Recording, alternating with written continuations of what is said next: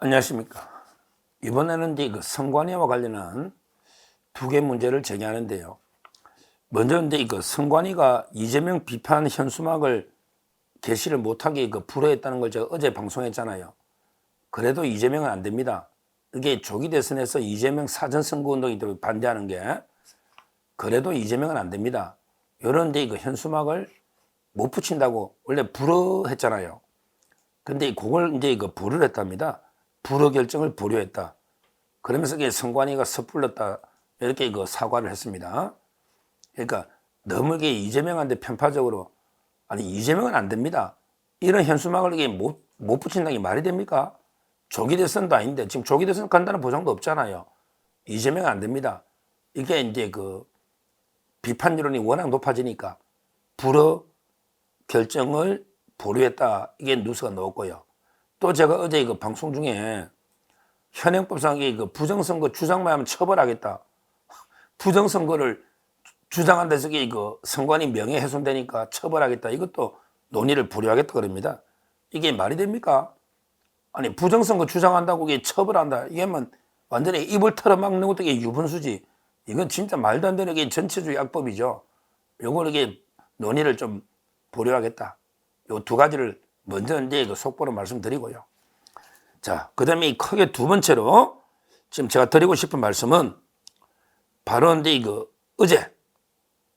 어제 우리 황교안 총리가 이제 거론한 글이요. 상당히 의미가 있어요. 황교안 총리는 이제 제가 사법연수원 때 그때 교수를 하셨어요. 그리고 이제 황교안 총리 TV에도 제가 여러 번 출연했고요. 개인적으로 이제 아주 존경하는 우리 법조계 선배고, 우리나라는 이제 공안검사로서는 탑이라 봐야죠. 법무부 장관 총리하고, 그리고 이제 이분이 대통령 권한대행까지 했는데, 공안검사로서는 이제 우리나라의 가장 실력 있는 공인된 이런 이제 공안검사입니다. 황교안. 이분이 옛날에 이석기 통진당을 정당을 해산시켜버린 이분이 황교안 총리입니다. 황교안 총리가 뭐라고 이게 어제 피를 토하는 심정으로 뭐라고 이제 글을 올리냐, 이거는 소개해 주는 게 맞는 것 같아요. 서정욱 TV 여러 이제 구독자님, 시청자님 계시니까 객관적인 팩트는 소개를 해주는 게 맞는 것 같아요. 그리고 이제 판단은 우리 시청자님들이 각자 이제 판단하시면 되고, 저는 객관적으로 이제 팩트는 알려드리는 게 도리다. 그래서 이제 황교안 대표의 글을 핵심을 말씀드립니다. 제목은 이제 선관위에 드리워진 북중 그림자. 선관위에 드리워진 북한하고 그다음에 중국 그림자. 이런 글인데 팩트는 다 맞는 것 같아요. 뭐냐면 이제 조혜주하고요. 그 다음에 고한석. 조혜주하고 이제 고한석을 황교안 총리가 직격을 하고 있습니다. 옛날에 한국형 선거 빅데이터 구축 방안 연구 2014년 옛날에 박근혜 대통령 때죠. 2014년 이때 한국형 선거 빅데이터 구축 방안 연구, 이걸 이제 최종 보고서를 써가지고 이제 구축한 지금 선거 시스템을, 이런 이제 최종 보고서인데 여기 연구 책임자가 조혜주네요. 조혜주. 그리고 이제 공동연구원 중에 고한석 이자가 이게 있단 말이야. 고한석의 직책은 사회디자인연구소의 고한석. 그 외에도 이게 한 7명이 연구를 하는데요. 근데 조혜주하고 고한석이가 이제 우리나라 선거 시스템을 구축했다. 실무를. 이래 보면 돼요. 원래 이제 우리나라 전자개표 시스템이 김대중 때, 2002년에 김대중 때 처음 들어왔죠. 2000년 김대중 때. 그때 이해찬, 그 다음에 신건, 박지원, 이런 자들이 처음 전자개표 도입할 때, 그때 관우정보통신의 사장이 양심선을 했잖아. 전부 뇌물 줘가지고 이제 선관위 구속되고 그때 우리가 부정개표, 이걸 이게 했다. 이렇게 양심선은 구속된 관우정보통신의 사장이 했죠. 그거는 옛날에 제가 방송을 했고요. 근데 그때 성관이의 아마 전상 과장, 성관이 과장이 조혜주입니다. 그때 조혜주 이자가요. 이자는 게 진짜 문제가 있는 심각한 게 좌파 중에 좌파다. 조혜주가. 근데 책임연구원이 조혜주라는 게 도저히 저는 이해가 안 돼요. 왜냐하면 이게 2000년 초에 처음 이게 우리 전자개표 도입할 때 선거 과장, 주무 과장이 조혜주거든요. 근데 그때 뇌물로 얼룩지 가지고 엄청난 부정이 있었단 말이에요. 이런 자는 이게 선거판에 얼씬도 못하게, 아니 발도 못 들이게 쫓아내야 되는데, 이런 자가 이게 전자개표를 최초로 도입한 이자가 이게 책임연구원, 이 자체가 이게 말이 안 되는, 나중에 이자가 문재인 캠프에도 있다가, 근데 뭐 자기는 캠프 없었다고 하면서 거짓말하고 이게 나중에 선거관리위원회 완전히 상임위원으로, 상근위원으로 이게 일했던 이자가 이제 조혜주 아닙니까? 이런 자는 이게 선거 시스템이 선거 근처에 발도 못 붙이게 해야 될 이런 자가 이게 계속 책임연구원을 했다. 이게 첫째 문제라는 거예요. 문제라는 거예요. 그리고 진짜 이제 심각한 문제는요. 저는 이거 보고 깜짝 놀랐어요. 아니 우리나라의 선거 시스템을 구축하는데요. 북한의 간첩이 구축한다. 지금 이게 북한이 해킹하려고 난리잖아요. 근데 북한 간첩이었던 자가 우리나라 선거 시스템을 구축하면 그러면 이게 북한이 해킹에 이게 무방비 아닙니까? 아니 저는 이게 누누이 말하지만 제가 이게 전산 전문가에 잘 모르지만 아니 제 상식으로 최소한 이게 북한의 간첩이 우리 선거 시스템 구축은 아니 될 거 아니냐고요.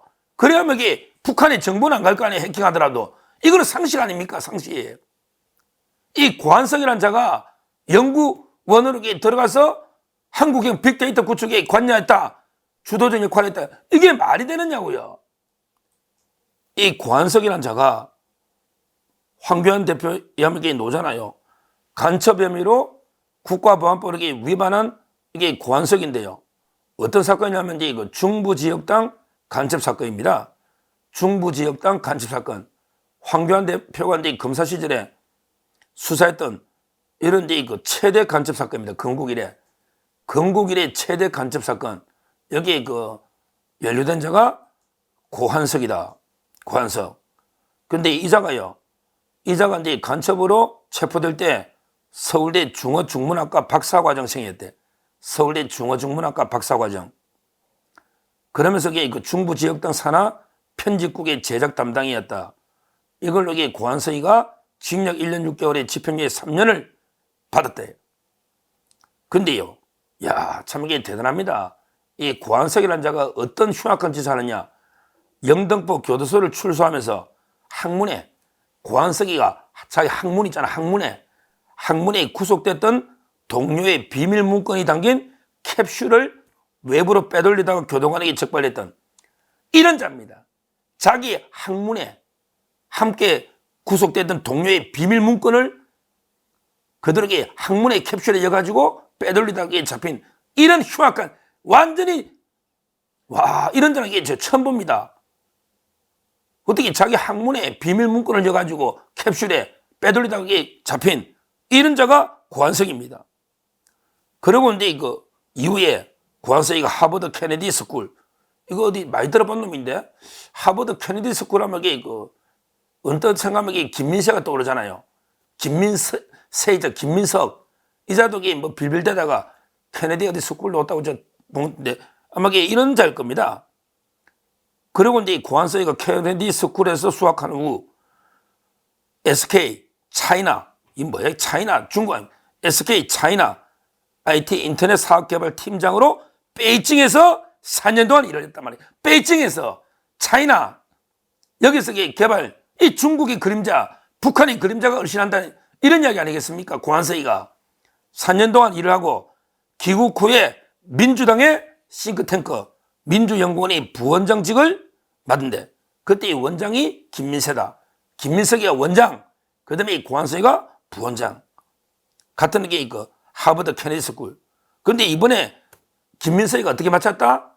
이번에 김민석이가 사전 투표율이 31.3%입니다. 31.3%입니다. 소수점까지 사전투표를 정확하게 맞춘 이자가 김민석이다. 그러면 이게 고한석이하고 관계가 없냐? 이런 이제 그 황교안 대표가 의혹을 지적하고 있습니다. 그리고 김민석이가 이후에 민주연구원 원장 자리를 양정철, 그러니까 이번에 체포돼 양년 오잖아. 민주연구원 원장을 양정철에게 물려주고, 양정철이가 이제 2020년 4.15 총선을 진두지휘했다. 그때 이거 양정철이가 민주당의 총선 압승에도 불구하고 뭐가 두려운지 입술이 파르르 떨었던 모습이 떠오른다.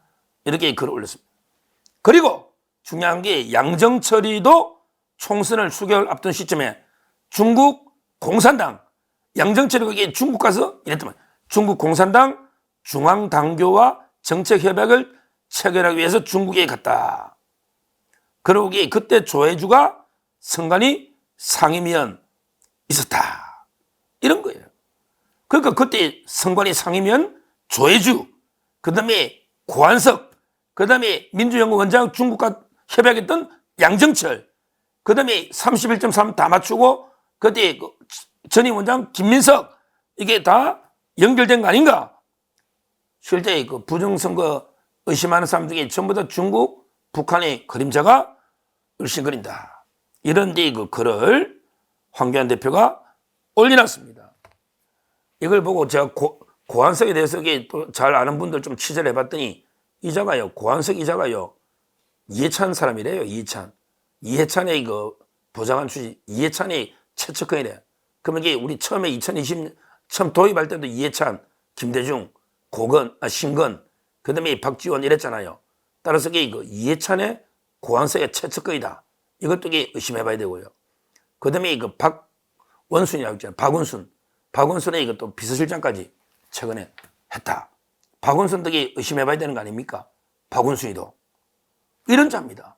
그러니까 분명한 거는 제가 이게 부정선거를 뭐 단정적으로 안다는 이게 아니고요. 한번 보십시오.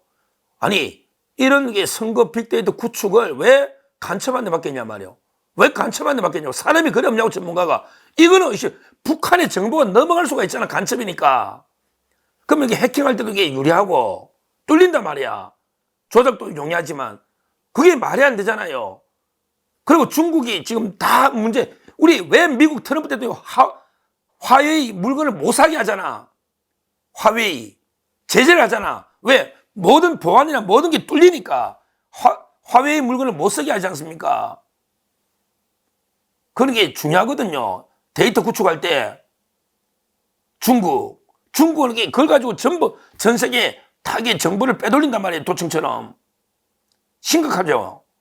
근데 중국에 3년 유학 갔다 오고, 그 다음에 간첩으로 잡힌 이런 고한석, 그 다음에 처처로 전자개표 도입할 때부터 계속 문제가 된 조혜주, 그 다음에 양정철이는 왜 갑자기 중국과 가지고 정책협약을 맺고 오느냐 말이에요. 양정철. 그러니까 이번에 체포 이야기도 놓았잖아요.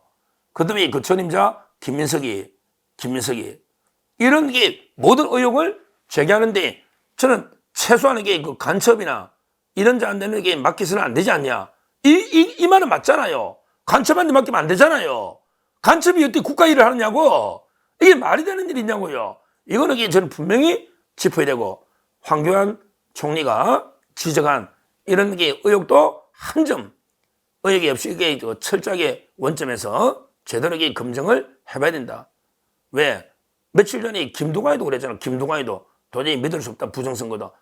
옛날에 김어준이는 말할 것도 없고, 그 다음에 이재명이도 부정선거 말할 것도 없고, 자꾸 거구 유튜브, 제가 저는 보수는 맞아요. 근데 제가 부정선거 막 주장한 적은 없잖아요. 저는 모르는 건 안 뜯습니다. 방송에. 아는 거만 해야지. 아는 건 안다 하고, 제가 법률을 많이 방송하잖아요. 아는 건 안다 하고, 모르는 건 모른다는 게 진짜 아는 거거든요. 그 공장님 말씀이잖아. 따라서 제가 부정선거다? 아니다. 이걸 떠나서 최소한 간첩이 이런데 연구원을 구축하는데 관여한다. 이거는 말도 안 된다. 이런 부분에 철저한 조사가 필요하다. 이렇게 말씀을 드립니다. 감사합니다.